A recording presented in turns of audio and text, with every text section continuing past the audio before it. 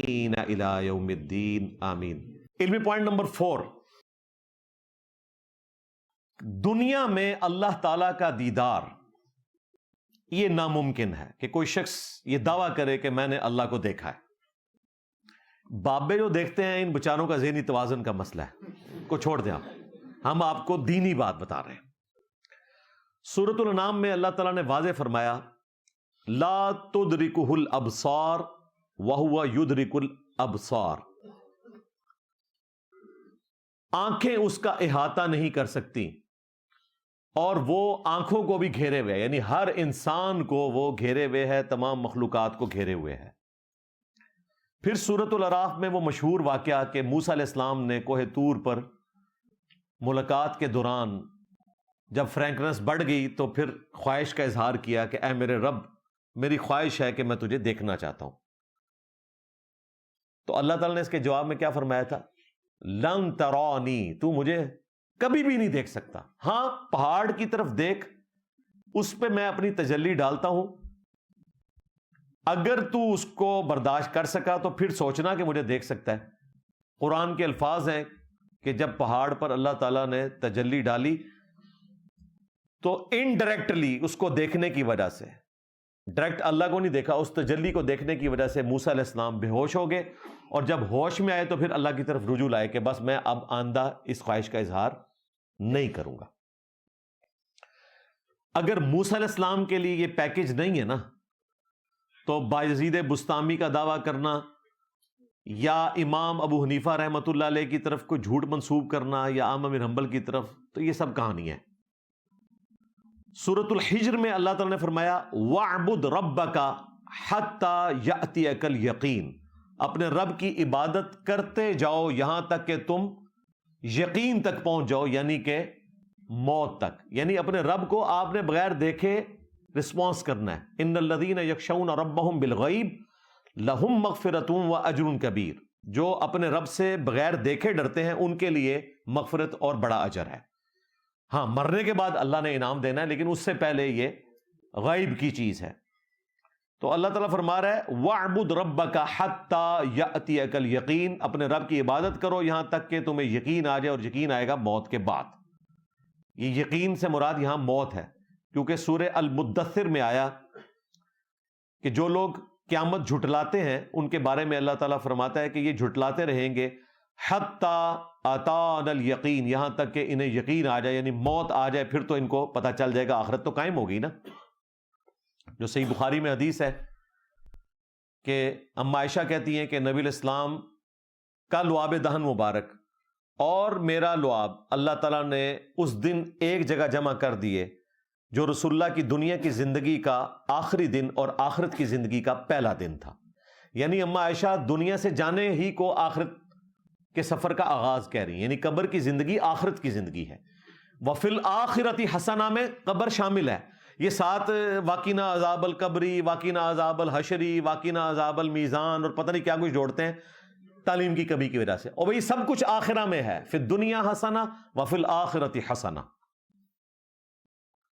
क्योंकि वो मिसवाक चबा के दी थी सईदा आयशा ने नबी इस्लाम को। पहले नबी इस्लाम ने चबाई तो नहीं चबा सके बीमारी की शिद्दत की वजह से, फिर अम्मा आयशा ने चबाई तो नबी इस्लाम का लुआब दहन उनके मुंह में आया, और फिर जब अम्मा आयशा ने दी तो उनका लुआब नबी इस्लाम के मुंह में चला गया। और अम्मा आयशा इसको फख्र के तौर पर बयान कर रही हैं और साथ अकीदा भी क्लियर कर रही हैं कि दुनिया की जिंदगी का आखिरी दिन और आखिरत की जिंदगी का पहला दिन, यानी मौत आते आखिरत की जिंदगी स्टार्ट। फिर सही मुस्लिम में हदीस है, नबी इस्लाम ने फरमाया कि दज्जाल काना होगा, एक आंख उसकी नहीं होगी, और तुम्हारा रब काना नहीं है, और दज्जाल के माथे पर लिखा होगा काफिर, लेकिन एब्रिविएशन में काफ फा रॉ, अलिफ की तो जरूरत ही नहीं, क्योंकि काफ के ऊपर खड़ा जबर डाल देंगे तो वो काफिर बन जाएगा, काफ फा रॉ। लेकिन अहले ईमान जो है वो तो जज कर लेंगे, और जो बाबों के मानने वाले हैं वो तो उसको बुजुर्ग ही मानेंगे। हाँ जी, हाँ, वो कहेंगे कि सैयदुना दज्जाल के मुंह से अल्लाह बोल रहा है। हाँ हाँ जी, तुम्हारे आला हजरत अगर कहें कि बाजीद के मुंह से अल्लाह बोलता है कि मेरा झंडा मोहम्मद के झंडे से बड़ा होगा, हाँ, तो फिर तुमने उधर भी यही कहना है। بلکہ مجھے لگتا ہے کہ بابوں کے ماننے والوں نے کہنا ہے کہ دیکھیں سیدنا دجال نے مردہ زندہ کر دیا تو ہمارے غوث پاک بھی کرتے تھے، یہ دیکھیں آج کا غوث یہ کام کر رہا ہے۔ بابوں کے ماننے والے فوراً مان لیں گے، ہاں۔ اور جو بابوں کے ماننے والے نہیں ہیں، جو کہتے ہیں کہ میرے نبی سا ہے ہی کوئی نہیں، تیرے بابے تھے شے ہی کوئی نہیں، وہ نہیں ماننے لگے۔ کدھر لکھا ہے؟ بخاری مسلم میں لکھا ہوا ہے جی۔ ایک مومن کھڑا ہوگا اور وہ دجال کہے گا کہ میں تیرا رب ہوں، مجھے مان۔ وہ کہے گا تو جھوٹا ہے، تو کذاب ہے۔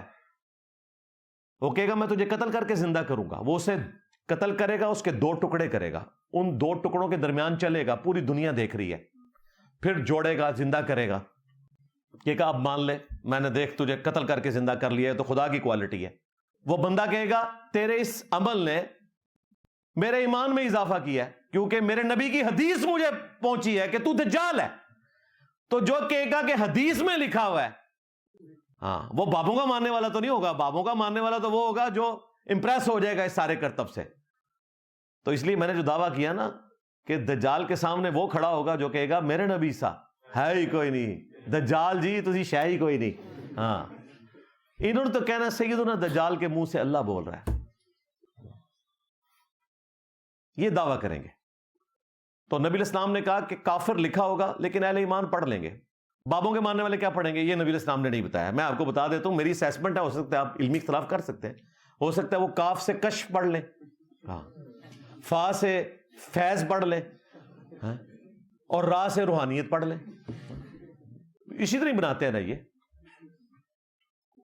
اور پھر اسی حدیث میں آگے الفاظ ہیں تم میں سے کوئی شخص اپنے رب عز و جل کو نہیں دیکھ سکتا یہاں تک کہ اسے موت آ جائے، یعنی دنیا کی زندگی میں کوئی شخص اپنے رب کو نہیں دیکھ سکتا۔ لہٰذا دنیا کی زندگی میں اگر کوئی انسانی صورت میں آ کے خدا ہونے کا دعویٰ کرے تو تم نے نہیں ماننا۔ اللہ تعالیٰ کبھی دنیا میں اس اعتبار سے ظاہر نہیں ہوگا موت سے پہلے پہلے۔ ویسے تو قرآن میں ہے وَجَاءَ رَبُّكَ وَالْمَلَكُ صَفًّا صَفًّا، قیامت کے دن اسی زمین پہ جب قیامت